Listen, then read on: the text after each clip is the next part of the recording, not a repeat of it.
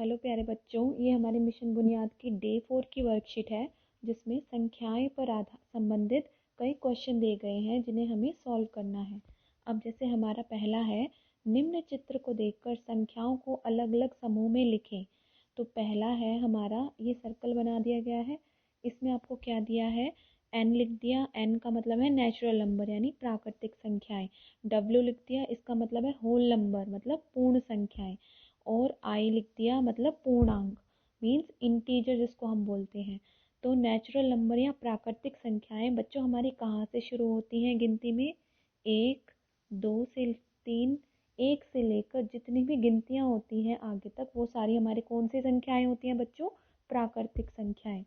दूसरा है पूर्ण संख्याएं। पूर्ण संख्याएं कहाँ से शुरू होती हैं? 0 से। 0, 1, 2, 3, आगे जितनी भी संख्याएं हैं पूरी इन्फिनिटी तक वो क्या होंगी? पूर्ण संख्याएं। तो आप इस तरीके से इसका आंसर लिखेंगे। पूर्णांक क्या क्या है इस सर्कल में हमारे? -1, जिसमें सारे नेगेटिव नंबर और पॉजिटिव नंबर सारे आ जाते हैं। तो -1, -2, -3, 0, 1, 2, 3। तो ये सारे जितने भी नंबर्स हैं ये सारे हमारे क्या है? पूर्णांक, पूर्णांक नंबर। तो पूर्णांक के आगे आप ये लिखेंगे। अगला है हमारा, निम्न में से सम व विषम संख्याओं को अलग करके दी गई आकृतियों में लिखें। ध्यान रखें कि सम संख्या को उस बहुभुज में रखें जिसकी भुजाओं की संख्या सम हो तथा विषम संख्या उस आकृति में लिखें जिसकी भुजाओं की संख्या विषम हो। बच्चों इस क्वेश्चन को समझने के लिए पहले हमें सम और विषम संख्याओं के बारे में पता होना चाहिए। सम संख्याएं कौन सी होती हैं? जो 2 से भाग हो जाती हैं। विषम संख्याएं कौन सी होती हैं? जो 2 से भाग नहीं होती।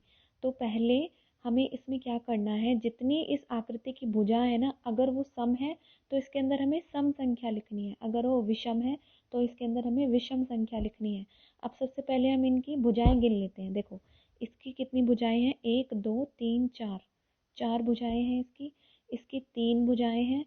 इसकी कितनी है? 1, 2, 3, 4। इसकी भी 4 है। इसकी कितनी भुजाएं हैं? 1, 2, 3, 4, 5, 6। इसकी 1, 2, 3, 4, 5 भुजाएं हैं। 1, 2, 3, 4, 5 भुजाएं हैं। इसकी 1, 2, 3, 4, 5, 6, 7 भुजाएं हैं। इसकी 1, 2, 3, 4, 4 भुजाएं हैं। ठीक है। अब देखो इसमें जिसकी भुजाएं सम है उनके उसके अंदर हमें सम संख्या लिखनी है।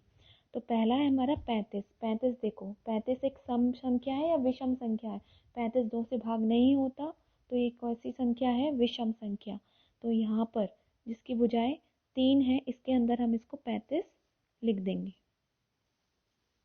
35। अगला है 43। 43 कहाँ पर आएगा? विषम वाले में, इसमें लिख देना। अगला है 14। 14 इसके अंदर हम लिख सकते हैं क्योंकि ये 2 से भाग हो सकता है। 28, 28 को हम यहाँ लिख देंगे। अगला है 406। 406 2 से भाग हो सकता है तो इस आकृति के अंदर हम 406 लिख देंगे। अगला है 20। 20 किस में आएगा? 20 2 से भाग हो सकता है इसमें।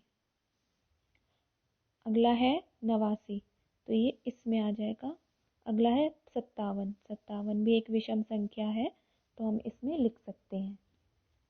ये हमारा इसका आंसर हो जाएगा। अगले पे चलते हैं। नीचे दी गई तालिका को देखें वह प्रश्नों के उत्तर दें। यहाँ पर देखो आपको तालिका दी गई है जिसमें पेड़ों के नाम बताए गए हैं और कितनी संख्याओं में वो पेड़ हैं वो बताया गया है। बरगद के कितने पेड़ हैं? इतने। नीम के कितने पेड़ हैं? इतने। पीपल के कितने पेड़ हैं? 432।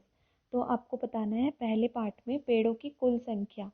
कुल संख्या बतानी है। सबसे पहले हम देख लेते हैं बरगद के कितने पेड़ हैं? 3875 पेड़।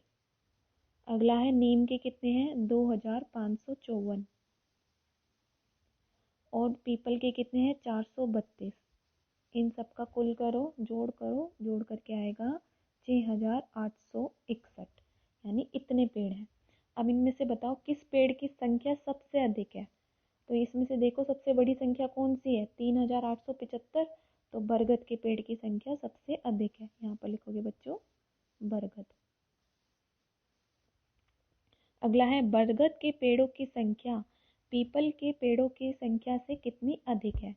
तो बरगद की देखो ये है 3875 और पीपल के पेड़ों की संख्या क्या है, और पीपल के पेड़ों की संख्या क्या है 432। तो हमें क्या करना पड़ेगा, अगर हमें किसी की तुलना करनी हो तो हम क्या करते हैं, घटाते हैं। यानी अगर जो ज़्यादा वाला है 3875 में से हम 432 घटा देंगे, तो इसको घटा के हमारा क्या आएगा 3443 ये आएगा। यानी इतनी संख्याओं में बरगद के पेड़ पीपल के पेड़ों से अधिक हैं। अच्छा, पेड़ों को उनकी संख्या के बढ़ते क्रम में लिखो। तो बढ़ते क्रम का मतलब क्या होता है बच्चों, कि सबसे पहले सबसे छोटी संख्या, फिर उससे बड़ी, फिर सबसे बड़ी। तो इसमें सबसे पहले सबसे छोटी संख्या कितनी है 432, और बढ़ते क्रम में दिखाने के लिए हम ये निशान दिखाते हैं। उसके बाद आएगी 2554, उसके बाद आएगा 3875। अगला क्वेश्चन है, क्या पेड़ हमारे लिए उपयोगी है? यदि हाँ तो कोई दो उपयोग लिखिए। तो आप बता सकते हैं, पेड़ों से हमें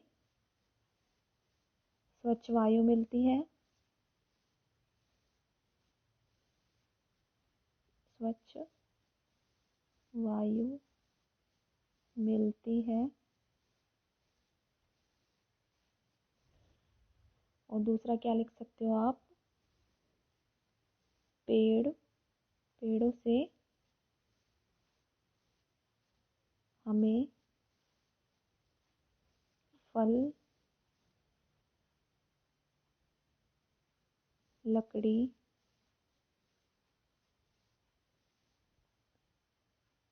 और ऑक्सीजन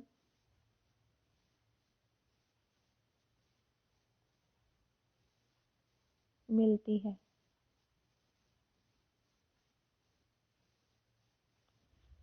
ये हो जाएगा हमारा लास्ट का आंसर। या फिर इसके अलावा आप और भी लिख सकते हो कि पेड़ मिट्टी के कटाव को रोकते हैं, मृदा अपरदन को रोकते हैं। तो इस तरीके से बच्चों ये थी हमारी आज की डे 4 की वर्कशीट। Thank you.